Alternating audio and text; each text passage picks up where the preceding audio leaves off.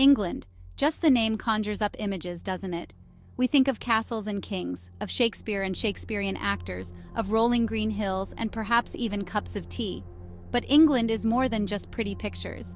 It's a country with a long, fascinating history. It's a place that has left its mark on the world. From the Roman Empire to the British Empire, England has been at the heart of some of the most important events in human history. It has given us some of the greatest writers, scientists, and artists the world has ever known. And today, it remains a vibrant, diverse country with a rich culture and a global outlook. This is the story of England, from its ancient beginnings to its modern-day complexities. It's a story of invasion and conquest, of revolution and evolution, of creativity and innovation. It's a story that continues to unfold today. Let's start our journey, shall we? Imagine an island not too big, nestled off the coast of Europe. That's England. Surrounded by the sea, it's no wonder the English have always been explorers and seafarers. The English Channel, a narrow strip of water, separates England from France. This channel has been both a blessing and a curse, protecting England from invasion but also making it a target for anyone who wanted to control trade routes. England isn't just coastline, though. Think rolling hills, green fields, and winding rivers. The River Thames, perhaps the most famous, flows right through the heart of London, the capital city. These rivers were once the lifeblood of England, used for transportation and trade. They helped shape the country's development. The land itself varies too. In the north, you have the rugged beauty of the Lake District and the Yorkshire Dales, while the south boasts the gentler landscapes of the Cotswolds and the South Downs. These different landscapes have influenced everything from farming practices to art and literature. England's geography, its relationship with the sea, and its diverse landscape have played a crucial role in shaping its identity and its history. Let's go back in time, way back, to an era shrouded in mystery and legend. Before England was England, long before the castles and the kings, this land was inhabited by the Celts, a people whose influence still lingers in the air. These were skilled warriors and artisans, known for their intricate metalwork and their belief in powerful gods and goddesses. Their craftsmanship was unparalleled, and their spiritual practices were deeply rooted in nature. They lived in tribal groups, ruled by fierce chiefs who commanded respect and loyalty. Their society was complex and rich with traditions. We still see echoes of their culture today, in place names and ancient monuments like Stonehenge, which stands as a silent witness to their ingenuity and spiritual depth. But the story of England, like many others, is a story of invasion and conquest. In 55 BC, the mighty Roman Empire, led by Julius Caesar, set its sights on this island, seeking to expand its already vast territories. The Romans, with their legions and their discipline, proved too strong for the Celtic tribes. Their military prowess and strategic acumen were unmatched. They conquered the land that is now England and made it part of their vast empire, integrating it into the Roman world. The Romans brought their language, their laws, and their way of life, transforming the landscape and the culture. They built roads, towns, and villas, laying down the infrastructure that would shape the future of the land. They introduced sanitation and public baths, revolutionizing public health and daily life. The remains of their impressive structures, like Hadrian's Wall in the north, still stand today, a testament to their enduring legacy and architectural prowess. Roman rule lasted for centuries, leaving an indelible mark on England, shaping its future in countless ways. But their grip on power wouldn't last forever. The tides of history are ever-changing. As the Roman Empire itself began to crumble, so too did their hold on this distant land, paving the way for new chapters in England's rich history. Section 4. Anglo-Saxons to Normans, a time of change and conquest. With the Romans gone, England was up for grabs, a land ripe for new rulers and new cultures.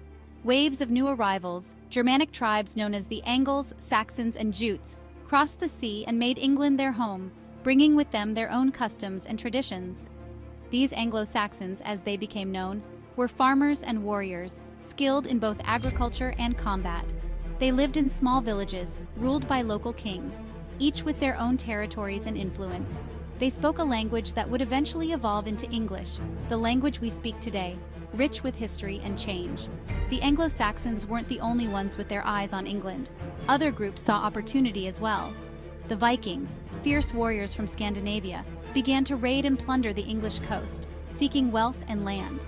These Vikings, with their long ships and their fearsome reputation, were a constant threat to the Anglo-Saxon way of life. Eventually, they settled in parts of England, leaving their mark on the language, the culture, and even the DNA of the English people, blending their heritage with the existing one. But the most significant invasion of all came in 1066, with the Norman Conquest, a pivotal moment in history. William the Conqueror, Duke of Normandy, claimed the English throne and defeated the English king, Harold Godwinson, at the Battle of Hastings, changing the course of history. This was a turning point in English history, marking the end of Anglo-Saxon rule and the beginning of Norman dominance. The Normans, with their sophisticated culture and their love of castles, transformed England, leaving a lasting legacy. They brought with them the French language, which became the language of the court and the ruling class, influencing English for centuries.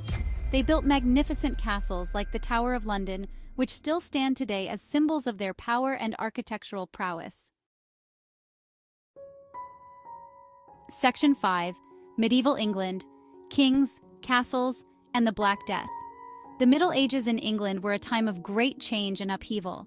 The Norman conquest had left its mark, but England was still finding its feet as a nation. Kings came and went, some strong, some weak. There were wars and rebellions, times of peace and prosperity, and moments of terrible hardship. This was a time when the great cathedrals of England were built, towering structures like Canterbury Cathedral and Salisbury Cathedral, testaments to the power of religion and the skill of medieval craftsmen.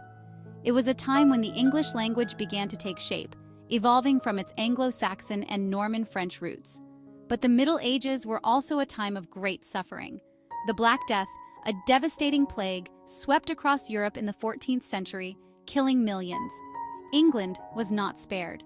The Black Death had a profound impact on English society, leading to labor shortages, social unrest, and a questioning of the established order.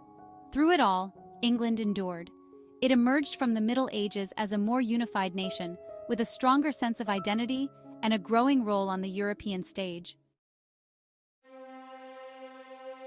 Section 6. The Tudors' Power, Religion, and Shakespeare. The Tudors. Just whisper the name, and it evokes images of power, intrigue, and drama. This dynasty is synonymous with some of the most transformative years in English history. This dynasty, which ruled England from 1485 to 1603, left an indelible mark on the country, shaping its future in countless ways. Henry VII, the first Tudor king, secured the throne after years of civil war, known as the Wars of the Roses. He restored order and laid the foundations for a powerful monarchy, establishing a legacy of strong centralized power. His son, Henry VIII, is perhaps the most famous Tudor of all, known for his larger-than-life personality and dramatic reign. He's known for his 6 wives, his break from the Catholic Church, and his establishment of the Church of England, which forever altered the religious landscape of the nation. This religious upheaval had a profound impact on English society, shaping its religious landscape for centuries to come, influencing everything from politics to daily life. But the Tudor period wasn't just about politics and religion. It was a time of significant social and cultural transformation. It was also a golden age for English art and culture, with advancements in literature, music, and visual arts. This was the time of William Shakespeare, the greatest playwright in the English language, whose works have stood the test of time. His plays, from the tragedies of Hamlet and Macbeth to the comedies of A Midsummer Night's Dream and Twelfth Night, are still performed today, captivating audiences worldwide with their timeless themes and complex characters. Elizabeth I, the last Tudor monarch, presided over a period of great stability and prosperity, known as the Elizabethan era. She defeated the Spanish Armada, encouraged exploration and trade, and fostered a flourishing of literature and the arts, making England a dominant global power. Her reign is often seen as a golden age in English history, a time of unprecedented cultural and economic growth. The Tudor dynasty came to an end with the death of Elizabeth I in 1603, marking the transition to the Stuart dynasty. But their legacy, a legacy of power, religious change, and cultural brilliance, continued to shape England long after they were gone, leaving an enduring imprint on the nation's identity and heritage. Section 7. The Industrial Revolution, a time of machines and factories. Imagine a world without cars, trains, or airplanes. A world lit by candles, where clothes were made by hand, and messages traveled no faster than a horse could run. This was the world before the Industrial Revolution, a period of unprecedented technological advancement that began in England in the 18th century and transformed the world. It started with inventions like the spinning jenny and the steam engine. These machines, powered by water and then by coal, could produce goods faster and more efficiently than ever before.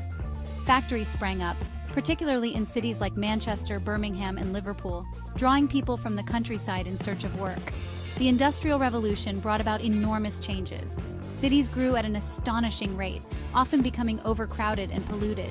New social classes emerged, factory owners and industrial workers, creating new tensions and inequalities.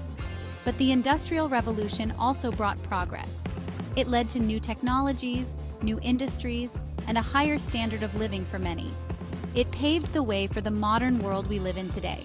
England, the birthplace of the Industrial Revolution, played a pivotal role in this global transformation, shaping the world we live in today.